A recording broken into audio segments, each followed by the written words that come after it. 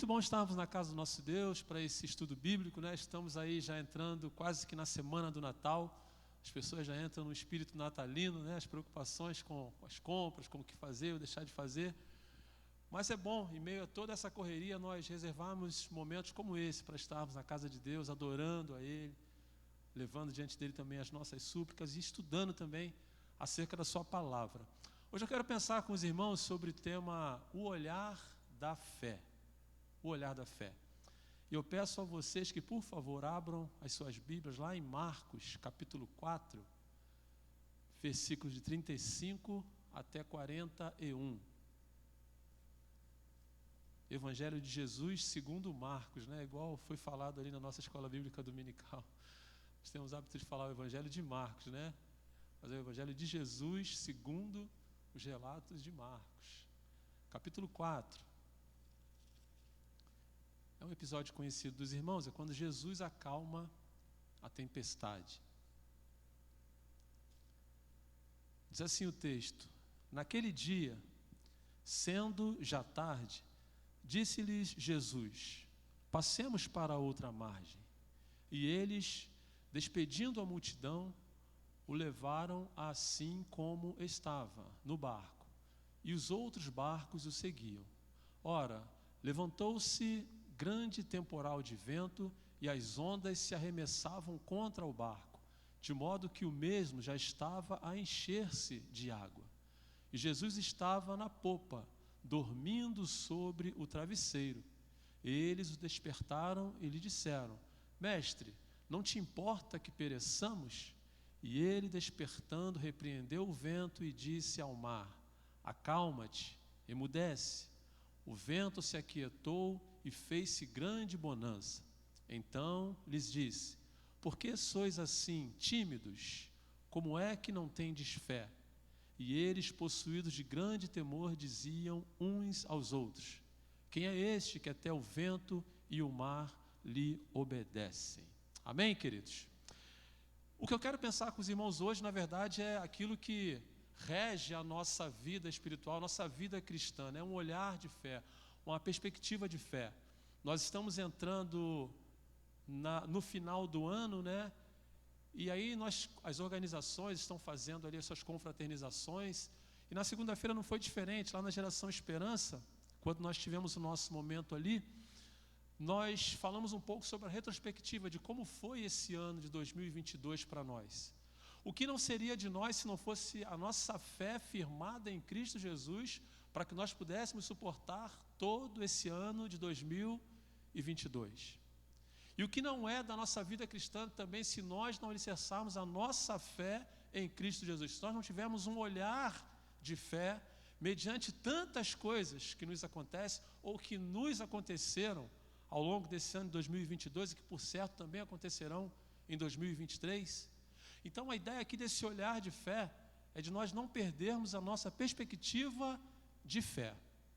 Não perdermos a fé jamais. E o texto aqui, a nível de introdução, esse episódio ele acontece no Mar da Galileia. Esse Mar da Galileia é interessante, queridos, que ele também é conhecido como Mar de Tiberíades e também o Lago de Genezaré. Às vezes nós lemos alguns textos isolados, né, em outros pontos da Bíblia, usando esses nomes, mas todos eles estão ligados a este Mar da Galileia. É interessante que neste mesmo Mar da Galileia, lá em Mateus capítulo 18 e 21, o texto vai relatar que é às margens deste Mar da Galileia que Jesus começa também a escolher os seus discípulos, em especial no capítulo 4, 18 e 21, ele vai chamar André, Pedro, e depois no versículo 21 vai chamar Tiago, isso lá em Mateus. Tudo isso acontece no Mar da Galileia. Esse mar, na verdade, nada mais é do que um lago gigantesco, né? Grande demais. Os estudos apontam que ele tem 166 quilômetros quadrados. E o comprimento dele é em torno de 21 quilômetros. Eu creio que 21 quilômetros vai daqui mais ou menos até Bangu, né? Se eu não estou... Mozão, tu que está quase todo dia lá nessa baita, mais ou menos, né? 21 quilômetros mais ou menos daqui até Bangu, isso de comprimento. E largura, os estudos apontam que ele tem 13 quilômetros de largura. talvez uma distância daqui até ali em Uaíba, mais ou menos. Ou seja, era algo muito grande. E dava a entender para aquele povo, naquela época, dava um entendimento de que fosse mar.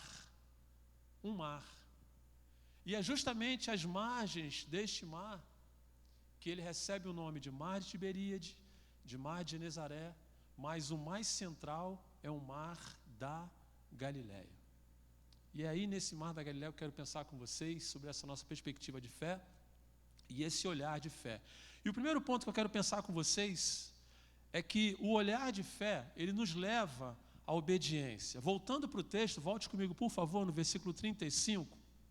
O versículo começa dizendo assim: naquele dia, sendo já tarde, disse-lhe Jesus, passemos para outra margem. Em seguida, o versículo 36, e eles, despedindo a multidão, o levaram assim como estava, no barco, e outros barcos o seguiram. E o texto começa dizendo, queridos, naquele dia. Que dia foi aquele? Quando nós olhamos para Jesus, no que diz respeito ao reino, Jesus era muito intenso nas coisas que ele fazia. Se Jesus tinha que orar, Jesus se dedicava mesmo à oração. Se Jesus tinha que ensinar, Jesus se dava mesmo ao ensino, investia tempo. E nesse dia aqui não foi diferente. Se você voltar nesse mesmo capítulo 4, não precisa voltar agora para você não perder a nossa linha aqui de raciocínio, mas se você quiser tomar nota, se você voltar ainda neste capítulo 4, você vai ver que Jesus, a parábola do semeador, Jesus explica essa parábola, a parábola da candeia, no versículo 21 a 25, a parábola da semente, no versículo de 26 a 29, a parábola do grão de mostarda, de 30 a 32, e muitas outras parábolas, o capítulo vai mostrar para nós, versículo 33 e 34, e por fim, ele chega nessa passagem onde Jesus acalma a tempestade. Ou seja, Jesus era intenso nas coisas que ele fazia no que diz respeito ao reino. Mas aqui há uma particularidade. Jesus não está sozinho. O texto diz para nós que junto com ele está os seus discípulos. Então nós entendemos aqui, irmãos, que também nessa batida de Jesus, nessa pegada de trabalho de Jesus, os discípulos também estavam com ele. Eu fico imaginando, irmãos, que pelo horário, pelo avançar da hora, o texto mostra para nós que, mesmo assim, Jesus, quando terminava as suas atividades, ainda que o horário fosse avançado, ele tinha um momento ainda com os seus discípulos. Ele trocava mais algumas ideias com os seus discípulos, para as pessoas que o assistiam. Eu fico imaginando que nesse momento aqui, em que ele pede para que eles passem para o outro lado, eu fico imaginando o próprio Jesus já cansado pela lida do dia. Eu fico imaginando também os discípulos também já cansados, talvez famintos até, com fome. E Jesus fala para eles assim: olha, vamos passar agora para o outro lado. Ao nosso ver parece prático, irmãos, mas como eu falei, o comprimento desse lago era mais ou menos de 21 quilômetros. Quando você pensa em 21 quilômetros com um barco, com um motor, talvez seja a coisa mais fácil, mais tranquila, mas não. Esses 21 quilômetros aqui teriam que ser tocados no remo, as pessoas remando, e talvez pegando uma carona no vento, não naquele tempo, depois a tempestade chega, mas não naquele tempo. E por que eu estou salientando essas coisas com vocês, irmãos? É que apesar de todas essas coisas, Jesus fala para ele: passemos agora para outra margem, passemos agora para o outro lado, para o outro lado. E esses homens agora, eles vencem o cansaço, vencem talvez a fome e obedecem a Jesus. Mas se você prestar atenção, a intenção de Jesus passar por outro lado, ela também está tomada de serviço. No capítulo 5, o texto vai mostrar para nós que Jesus agora passa para Gadara.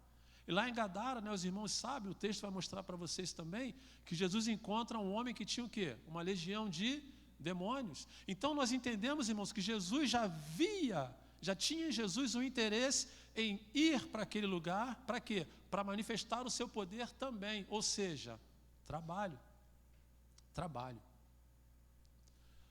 Mas o que eu quero pensar com os irmãos é que quando Jesus convoca os seus discípulos, com todas as condições, com tudo que eles estavam vivendo naquele tempo, eles não questionam, irmãos.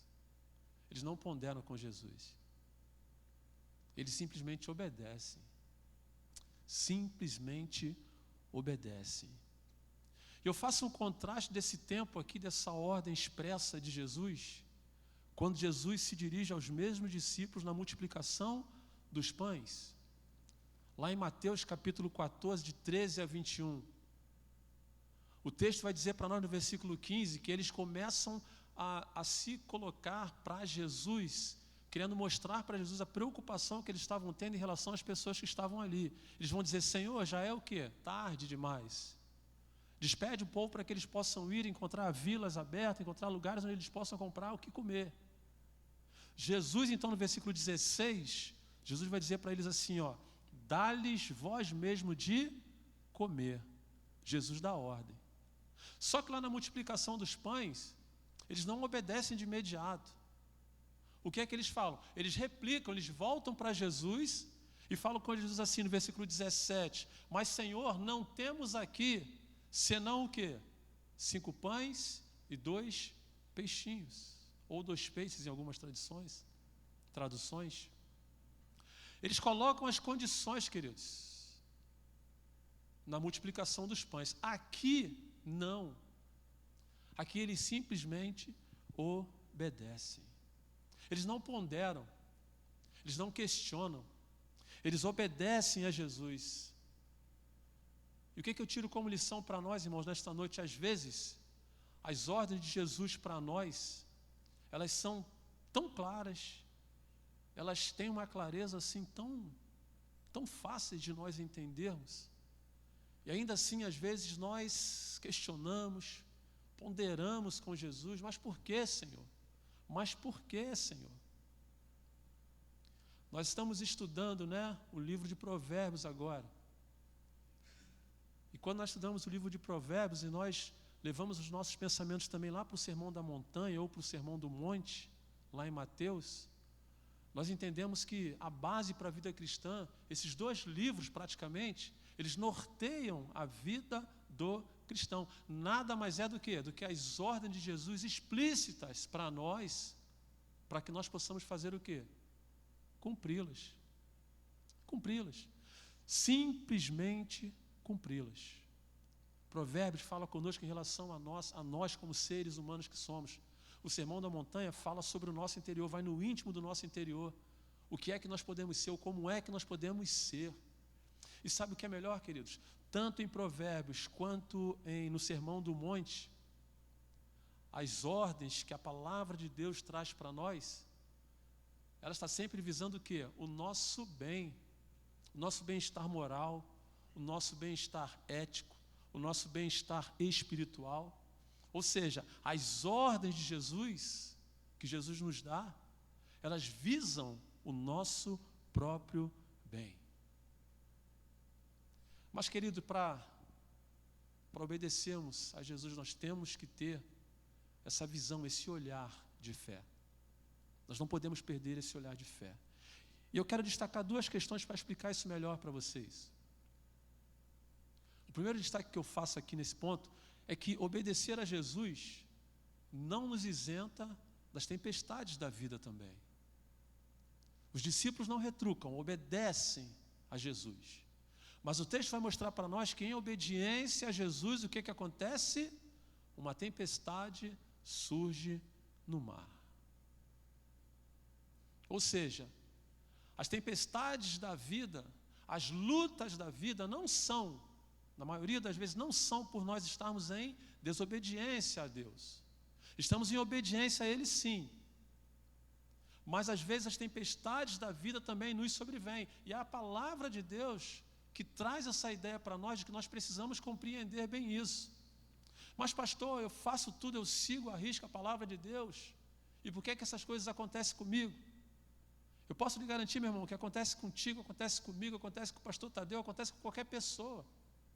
Isso porque lá em João capítulo 16, 33, que nós conhecemos bem, Jesus, o próprio Jesus, ele faz esse alerta aos seus discípulos, dizendo para que eles tenham o quê? Para que eles tenham cuidado. E ele vai dizer: eu tenho dito essas coisas para vocês, não para que vocês entrem em pânico, não para que vocês se apavorem, não para que vocês esmoreçam na fé, não. Eu tenho dito essas coisas para vocês, por quê? Porque vocês ainda estão neste mundo. Porque nós ainda estamos neste mundo, mesmo em obediência. As tempestades chegam, irmãos. As lutas chegam. As provações chegam. Mas nesse capítulo 16, versículo 33 de João, no finalzinho, Jesus vai dizer assim, tende o quê? Bom ânimo. O que Jesus quer dizer aqui, não desanime. O que Jesus quer colocar aqui, não esmoreça. A enfermidade está grande, está forte, não desanime. Confie. As lutas estão fortes, os ventos estão fortes, as provações estão fortes. Não desanime. A presença de Jesus na vida daquela pessoa que está em obediência a Ele vai fazer toda a diferença quando as tempestades chegarem. Os discípulos estavam em obediência, mas ainda assim a tempestade chegou. Um outro episódio é quando Jesus transforma também a água em vinho, nas bodas em Caná da Galileia. Jesus estava naquela festa, Jesus estava naquele lugar, ainda assim, houve o quê? Um problema. E às vezes nós trabalhamos isso em cerimônias de casamento, né? Junto aos noivos. De que mesmo Jesus estando presente, os problemas podem acontecer. As lutas podem surgir, neste caso aqui em especial, as tempestades, os ventos podem surgir, podem vir. Mas um coração obediente ao Senhor e um Senhor presente na vida desse coração obediente, as coisas mudam de figura. Diferente de Jonas, que é o segundo destaque. Em alguns casos também as tempestades, elas chegam por conta da desobediência. Na vida de Jonas não foi o quê? Diferente. Um coração duro, um coração sem piedade para com aquelas pessoas. Ele então anda segundo o quê? Os preceitos do seu próprio quê? Coração. O Senhor diz, vai para cá, ele faz o quê? Ele vai para lá. Lembra que eu falei que às vezes as ordens do Senhor elas são tão claras, tão explícitas para a gente, e a gente acaba errando por tomar a decisão em errar. E às vezes quando isso acontece, irmãos, tem o peso também das tempestades que vêm por conta da desobediência. Em resumo, irmãos, a tempestade na vida de um crente obediente, o Senhor muitas vezes usa como um momento pedagógico, para ensinar o crente mais alguma coisa, para ensinar a ser mais firme, para ensinar a ser mais consistente, para confiar mais no Senhor, no poder do Senhor.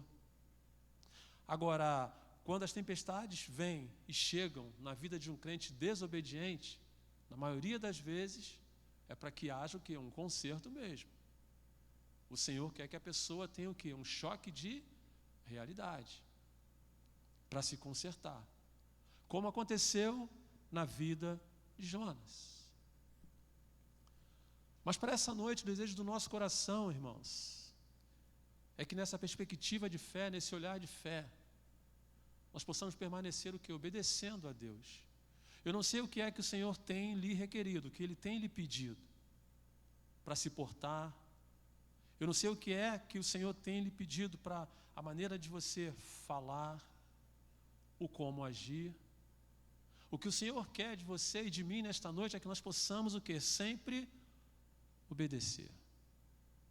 Podem vir as lutas, podem vir os ventos. Assim como os discípulos, nós estamos fazendo o quê? Obedecendo a Jesus. Obedecendo às ordens de Jesus. Então, para essa noite, nesse primeiro ponto aqui, obedecer, nessa perspectiva de fé, mesmo que hajam problemas, permaneçam obedecendo ao Senhor. Amém, queridos? O segundo ponto, o olhar da fé, ele nos traz confiança. Volte comigo no texto, por favor, versículos 37 e 38.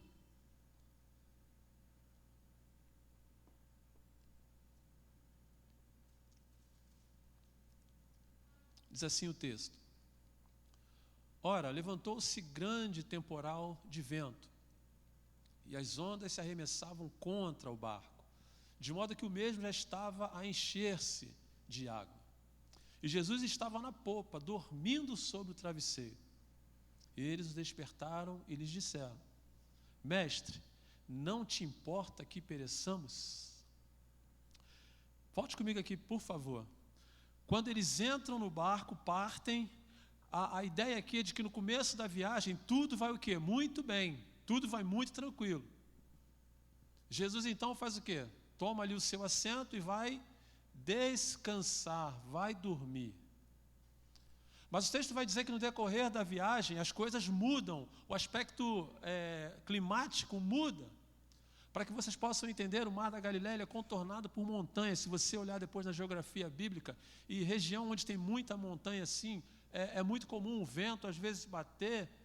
Lógico, né? Se tiver água, ele vai fazer aquele saculejo todo nas águas ali. Eu não sei quem já navegou ali na região da Costa Verde, acontece muito isso às vezes, o vento muito forte, as águas começam a bater, os barcos começam a bater. E nem sempre isso acontece quando você já vai o quê? Saindo, porque o marinheiro sábio, quando o tempo já está assim, ele faz o quê? Ele aguarda um pouco no porto, né? Depois ele avança. Aqui não. Eles saíram porque tudo estava na perfeita paz. Mas no decorrer, um grande temporal de vento, é um destaque que o texto faz aqui, não chovia, não foi chuva, foi um grande temporal de vento.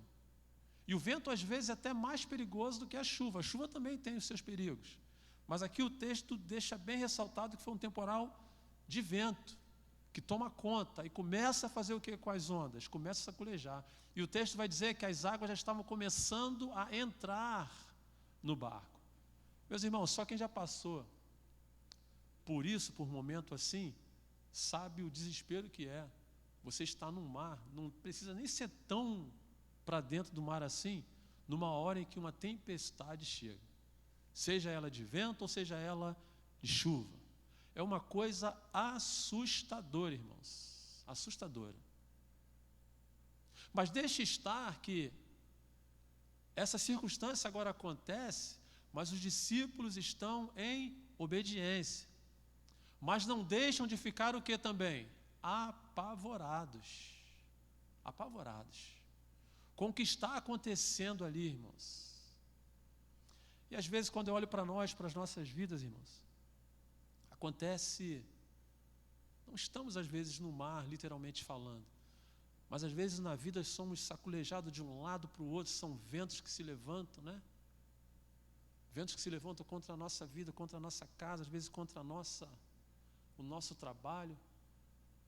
Ventos que se levantam contra nós, tentando nos jogar de um lado para o outro. Mas a ideia aqui é de que se nós estamos em obediência, às vezes o pânico, o medo pode até chegar, mas nós não podemos fazer o quê? Perder a nossa confiança. Não perder a nossa confiança. E o texto aqui, ele vai mostrar para nós, e eu acho muito, eu até destaquei essas duas posições aqui, a maneira como Jesus se comporta mediante a tudo isso. Os ventos se levantam, as águas saculejam, começam a entrar no barco, os discípulos entram em pânico. E o texto vai dizer para nós, o primeiro destaque que eu faço aqui, a parte 38b. Na minha versão, vai dizer que Jesus está dormindo. E não só dormindo, na palavra aqui, na minha Bíblia, diz que ele está dormindo sobre o travesseiro. A ideia aqui é de que Jesus estava bem o quê? Bem tranquilo, mediante tudo aquilo dali. E às vezes, irmãos, em meio à tempestade da nossa vida, às vezes nós pensamos que Jesus está indiferente, né, ao que nós estamos passando. Aqueles homens estão lá agitados de um lado para o outro, e o texto vai dizer que Jesus está fazendo o quê? Dormindo. E às vezes nós, como seres humanos que somos, às vezes nos vem aquela sensação, parece que Jesus está indiferente ao meu problema, à minha questão, ele não faz nada, dormindo, sobre um travesseiro tranquilo. A ideia de que Jesus estava o quê? Tranquilo. E Jesus mostra para nós, irmãos, nós podemos tirar várias lições desse fato de Jesus estar dormindo. É que se nós confiamos, se Jesus está conosco no nosso barco, não há o quê? Não há o que temermos, irmãos. Eu entendo que essa tempestade, assim como a passagem de Jesus para Gadara, para outra cidade, eu entendo que essa tempestade também estava onde? Estava na agenda de Jesus, para que aquilo que acontecesse. E eu entendo que as tempestades da minha vida e da sua vida estão na agenda de Jesus. Ele não está indiferente a isso. E por isso que ele está tranquilo e também está tentando nos convidar a fazer o quê? A ficar da mesma forma. Tranquilos. Tranquilos. Mas o segundo destaque que eu faço aqui é o local onde Jesus estava. Primeiro, a posição que Jesus estava, dormindo. Agora, o local que Jesus estava, no verso 38 ainda, vai dizer que Jesus estava onde? Na popa do barco. O barco é dividido em parte, né? Tem a proa, que é a parte da frente, e tem a popa, que é a parte de trás. E quando eu estava olhando esse texto aqui, analisando, né? Pensando, minha mente pensando, eu gosto muito de programa de televisão, né? Que trata de questões naturais, questões de mar, eu gosto muito. E aqueles navios cargueiros, os grandes navios, as grandes embarcações, a cabine do navio, do comandante, né, ela fica na parte de trás. E eu começando a fazer uma analogia, né, dessas coisas, olhando para esse texto aqui, Jesus estava na parte de trás. Ou seja, um comandante de um navio desses de grande porte, né, ele estando na parte de trás, ele tem visão de quê? De todo o navio, de toda a carga, de tudo que está acontecendo. Ele tem um domínio de tudo isso, ele consegue ver.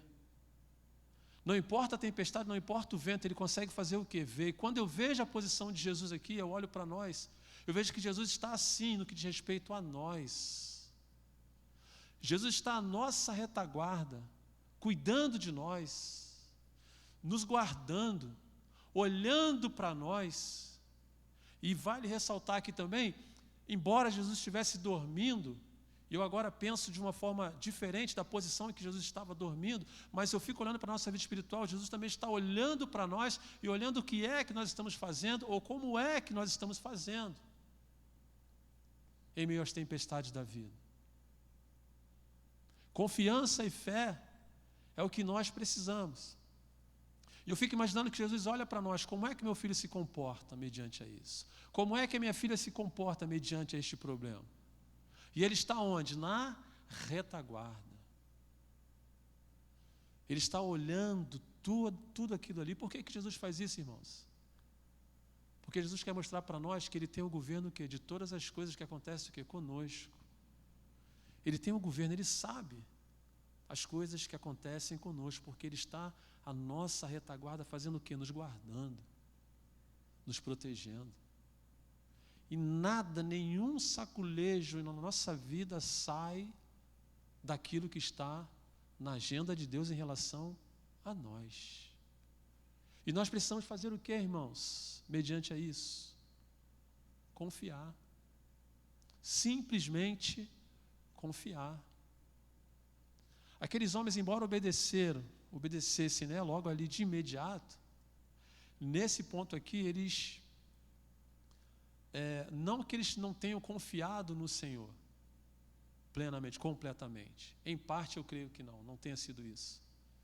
Mas o que Jesus requer de nós, o que Ele quer de nós, é que nós confiemos nele de forma completa, plena, sabendo que é Ele que tem o controle de todas as coisas, sabendo que é Ele que tem o controle sobre as nossas vidas.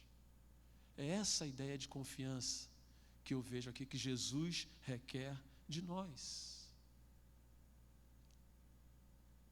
As provações, irmãos, às vezes nos levam a ações às vezes meramente humanas. E ações humanas têm uma tendência natural de nos levar a cometer erros. E é quanto a essas coisas que o Senhor quer nos prevenir. É contra essas coisas que Jesus quer dizer para nós, como disse para o mar, né? Que é daqui a pouquinho também o nosso próximo ponto. Acalma-te, aquieta-te. Eu estou cuidando, eu estou guardando.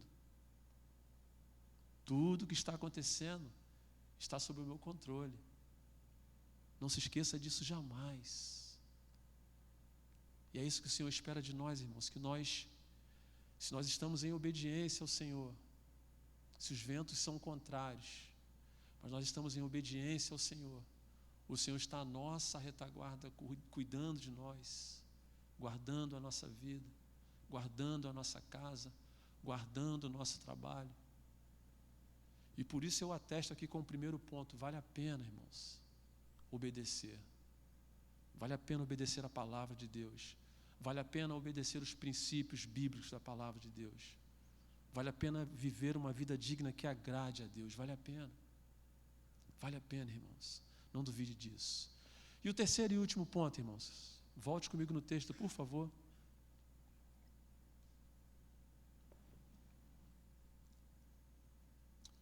O olhar da fé nos faz experimentar a bonança. Versículos agora 39, 40 e 41. E ele, despertando, repreendeu o vento e disse ao mar: acalma-te e emudece. E o vento se aquietou e fez-se grande bonança. Percebam como Deus é tremendo nesse versículo aqui, irmãos. O que estava causando naquela situação era o vento. A água era o quê? Uma consequência do vento. E Jesus começa a tratar as coisas no seu devido tempo. É muito importante nós pensarmos nisso aqui. O que estava causando o transtorno era o vento. A água era uma consequência. Jesus primeiro manda o quê? O vento se acalmar. Primeiro o vento acalma. Em consequência do vento se acalmando, ele então manda o mar ficar o quê? Sereno. E o que aprendemos nesse primeiro versículo aqui, irmãos? É de que Deus, Ele trata tudo no seu tempo. Deus trata tudo no seu tempo. No versículo 40 ele vai dizer assim: então lhe disse, por que sois assim tímidos? E algumas versões vão dizer medrosos. Por que sois assim medrosos? Por que não confiam? E ele fecha dizendo: como não tendes fé? Quando Jesus fala sobre esse como não tendes fé, porque ele está diante de um grupo seleto, pessoas separadas por ele, que já haviam visto e contemplado o que? Milagres, maravilhas e proezas. Aqueles homens já tinham visto Jesus curar, aqueles homens já tinham visto Jesus multiplicar, aqueles homens já tinham visto Jesus fazer muitas coisas, expulsar demônios, como estava indo também para Gadara, para mais uma operação desse sentido. Agora Jesus fala assim: como ainda não tendes fé? Como ainda não tendes fé? Por isso que eu volto, irmãos, para o título da nossa mensagem de hoje. É preciso uma perspectiva de fé para nós experimentarmos a bonança. Porque somos obedientes, sim, somos obedientes. As tempestades vêm, mas não nos pode faltar o quê? A fé. Não nos pode faltar a fé. E se faltar a fé, Jesus vai olhar para nós e vai dizer: como assim? Mediante tudo que eu já fiz para você, por você, em você e através de você, ainda assim você ainda não tem fé? É mais ou menos esse trato aqui que Jesus está tendo com os discípulos. Como assim? Como ainda não tendes fé? Porque ainda sois tímidos. E no versículo 41 ele vai dizer assim: eles, possuídos de grande temor, diziam uns aos outros: quem é este? Quem é este? Que até o vento e o mar lhe obedecem. Quem é este? Eles começam a perguntar entre si, por quê? Porque o que eles haviam visto em Jesus fazer eram coisas, na maioria das vezes, ligadas a pessoas. Agora não. Agora Jesus está dando ordem ao quê? Aos elementos naturais, ao vento e à água. E eles fazem o quê? Obedecem.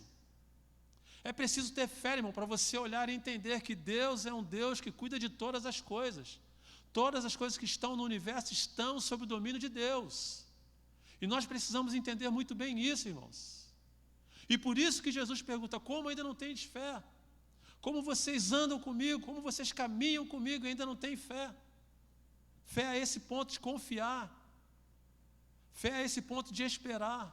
Hebreus capítulo 11, versículo 6 vai dizer assim: sem fé é o que? É impossível agradar a Deus. Porquanto é o que? Necessário, diz o texto. Necessário.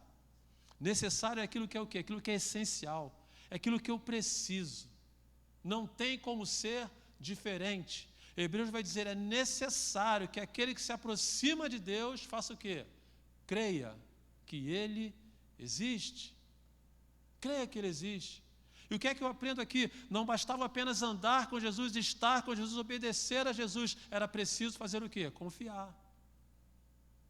Era preciso ter fé, irmãos. E foi o que faltou. Talvez um pouco de fé, mas faltou para os discípulos naquele tempo.